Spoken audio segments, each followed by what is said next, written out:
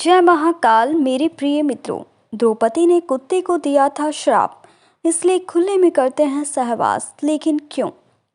अपनी अपनी प्रजाति को आगे बढ़ाने के लिए इंसानों की तरह जानवर में भी सहवास करते हैं। लेकिन जानवरों में सिर्फ एक कुत्ता ही है जो खुलेआम सहवास करता है। कुत्ते के अलावा और कोई जानवर नहीं जो खुलेआम कहीं भी सहवास करता हो। लोग इसे कुत्ते की आम समस्या मानते हैं, लेकिन आज हम आपको जो बताने जा रहे हैं उसको सुनकर आप हैरान हो जाओगे। आपको यकीन हो जाएगी कि कुत्ते किस वजह से खुले में संभोग करते हैं। तो आइए जानते हैं आखिर इसके पीछे का क्या है खास वजह। द्रौपदी ने दिया कुत्ते की प्रजाति को श्राप। महाभारत काल के पौराणिक कथाओं के अनुसार कुत्ते सरेआम सहवास इसलिए करते हैं क्योंकि द्रौपदी ने उन्हें श्राप दिया था। दरअसल अर्जुन जब द्रौपदी को विवाह कर घर लाया था तो उसकी माँ कुंती को नहीं पता था कि अर्जुन शादी कर कर घर आया था। अर्जुन और द्रौपदी जब घर आए तो उनके साथ बाकी 4 पांडव भी थे। और जब उन्होंने कुंती से कहा कि देखो माँ, हम तुम्हारे लिए क्या लाए, तो कुंती ने बिना देखे जवाब दे दिया कि जो भी लाए हो उसे 5 भाई में आपस में बांट दो। अब पांडव माँ की बात को कैसे निरादर करते, इसलिए बाकी 4 भाइयों की शादी भी द्रौपदी से करवा दी गई और ये नियम बनाया गया कि द्रौपदी हर साल उनमें से एक भाई के साथ रहेगी और इस दौरान कोई और उनके कमरे में नहीं आएगा।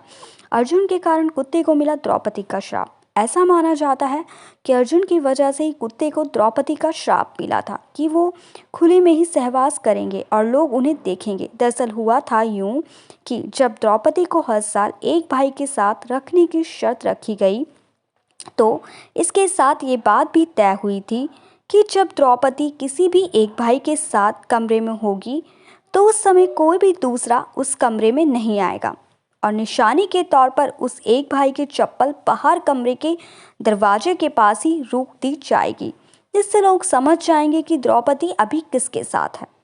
एक बार द्रौपदी कमरे में युधिष्ठिर के साथ थी और उसी बीच अर्जुन कमरे में आ गया और उसने द्रौपदी और युधिष्ठिर को एक साथ संभोग की अवस्था में देख लिया। जब द्रौपदी ने अर्जुन को देखा तो उसने पूछा कि बाहर उसे बड़े भाई की पादुकाएं नहीं दिखी, तो अर्जुन का जवाब था नहीं। द्रौपदी ने बाहर जाके देखा तो वहां उसे युधिष्ठिर की पादुकाएं नहीं दिखी। उनको एक कुत्ता अपने मुंह में ले जाकर जा रहा था और गुस्से में आग बबूला द्रौपदी ने कुत्ते को श्राप दे दिया कि जिस प्रकार आज मुझे अर्जुन के सामने शर्मिंदा होना पड़ा है, उसी प्रकार तुम्हारी प्रजाति को भी ये जिल्लत झेलनी पड़ेगी और तुम खुले में ही सहवास करोगे। ऐसा माना जाता है कि कुत्ते आज तक उनका श्राप भोग रहे हैं।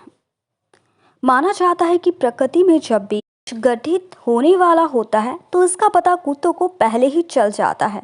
इतना ही नहीं, कहा जाता है कि कुत्तों को भूत प्रेत भी दिखाई देते हैं। क्या आपको पता है कुत्ते को भैरवनाथ की सवारी भी माना गया है, लेकिन इन सब के बाद भी कुत्ते को रोना अशुभ बताया जाता है।